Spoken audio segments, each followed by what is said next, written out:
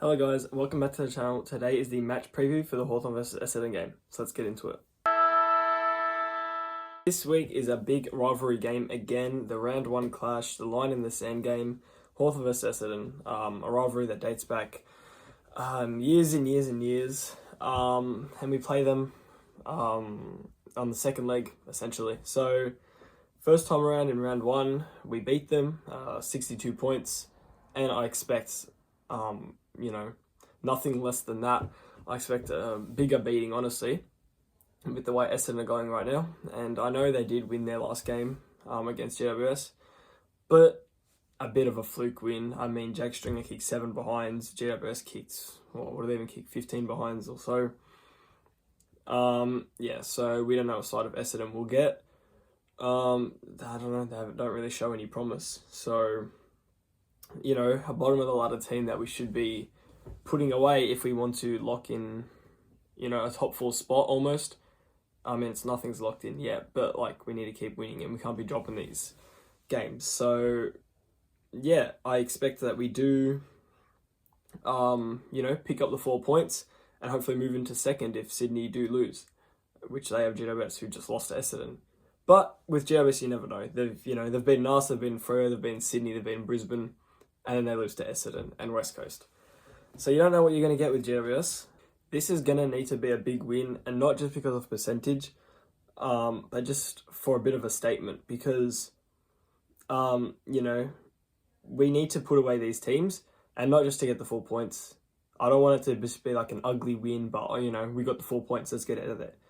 Heading in, we got about a month and a bit until finals, until September.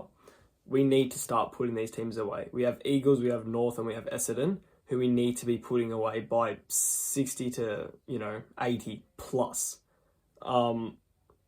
So this is going to need to be a big win.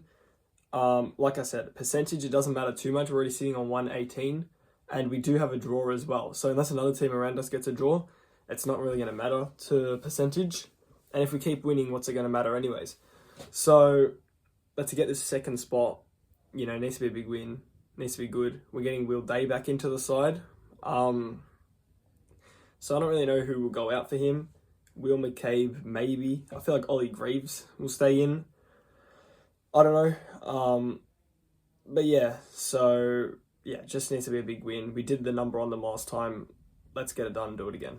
A bit of some news, a bit of injury update. Flynn Perez is in test. Now, I don't think we will bring him back, but that's good to know for Box Hill anyways, and even if we do need him for some depth. Ned Reeves is still 1 to 2 weeks away. And the thing with Ned Reeves, I feel like now that he's been out of the side, I feel like Meek has been doing a lot better than what he was when he was with Meek. I don't know if he felt like he was in some competition, or maybe it's because he's getting less game time, because they were sharing the load. But I think he's doing way better now. I saw him in the Richmond game, and he was just amazing. He was pretty great.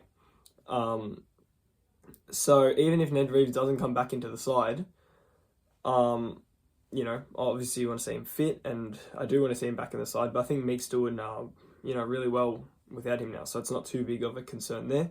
Cole Amon is 2 to 3 weeks away, so shorter than what we did expect. We expect him to be a month or over a month minimum, but it's 2 to 3 weeks, which is looking good for Cole Amon. Get him back for probably, I'd like to say, the Collingwood game in round 23. I don't think he'll come back before then. I don't see us rushing him back for Brisbane. There's just no point heading into finals since he's such an important player to us. Some other notable things: Jack Scrimshaw 3 to 4 weeks.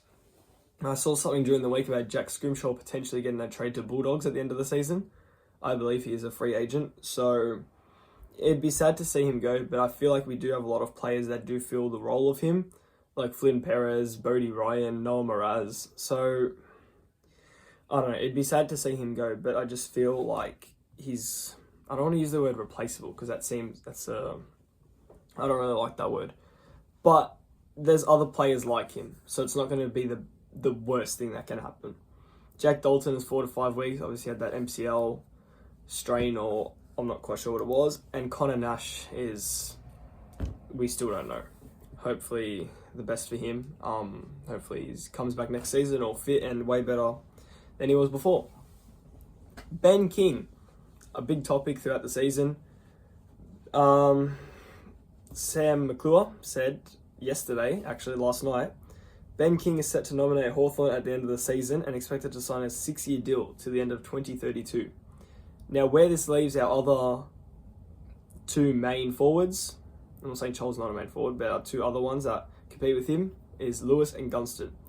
I think Lewis stays. So after the Richmond game, I think it was on Monday, it was said that it came out Mitch Lewis is close to re-signing with Hawthorn, which is great. After the news of him going to Collingwood, or like wanting to go to Collingwood or wanting to leave Hawthorn, we got word that he wanted to stay with Hawthorn, and yeah, I think that's great news. So I don't want to give up Lewis to get King, because I think Lewis is a better player than what King is, but Gunston might be on his last season. As sad as it is to say, he's been an incredible player his whole time here.